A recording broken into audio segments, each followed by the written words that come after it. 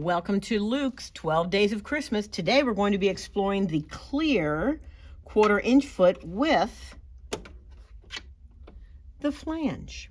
So what this does for quilters is it enables us to have an accurate 1/4 inch seam allowance and be able to see these markings on the foot and see exactly where we're going. So I'm going to go ahead and put my foot down.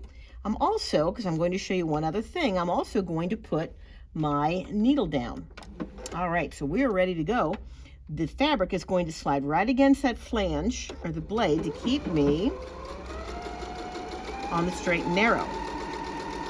Now the other thing I can do with this foot is, as I come up to the edge,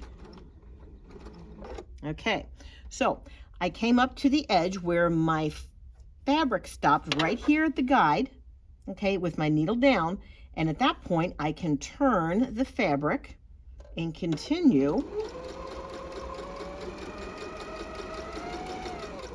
with that 1/4 inch. Okay, so easy visibility. It has the markings on here for a good 1/4 inch seam. It has the flange so that you can put the edge of your project against that to maintain that consistent 1/4 inch that is so important for quilting.